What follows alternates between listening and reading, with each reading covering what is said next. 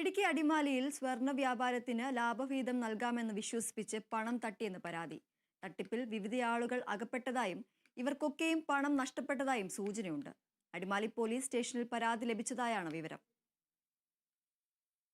സ്വർണ്ണ വ്യാപാരത്തിന്റെ ലാഭവിഹിതം നൽകാമെന്ന് വിശ്വസിപ്പിച്ച് പണം തട്ടിപ്പ് നടത്തിയെന്ന പരാതിയിലാണ് അടിമാലി പോലീസിന് പരാതി ലഭിച്ചിരിക്കുന്നത്.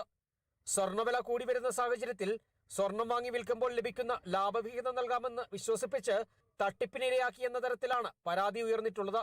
ഇത് സംബന്ധിച്ച് ഒരു പരാതി അടിമാലി പോലീസിന് ലഭിച്ചതായാണ് വിവരം. തട്ടിപ്പിൽ വിവിധയാളുകൾ അകപ്പെട്ടതായും ഇവർക്കൊക്കെയും പണം നഷ്ടമായതായും സൂചനയുണ്ട്.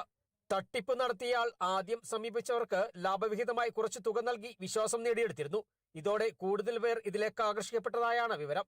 കൂടുതൽ ആളുകൾ പണം നിക്ഷേപിച്ചതോടെ ലാഭവിഹിതം കൊടുക്കുന്നത് തടസ്സപ്പെട്ടു. മാസങ്ങളായി കൊടുത്ത പണമോ ലാഭവിഹിതമോ ലഭിക്കാതെ വന്നതോടെ ആളുകളിൽ സംശയമുയരുകയും പരാതി ഉണ്ടാവുകയും ചെയ്തതായാണ് പ്രാഥമിക വിവരം. സമീപകാലത്തെ ഏലക്കാ തട്ടിപ്പിനും പാതിവില തട്ടിപ്പിനും ശേഷമാണ് മറ്റൊരു രീതിയിലുള്ള തട്ടിപ്പ് പരാതി ഉയർന്നിട്ടുള്ളത്. Kerala Vision News, Idukki.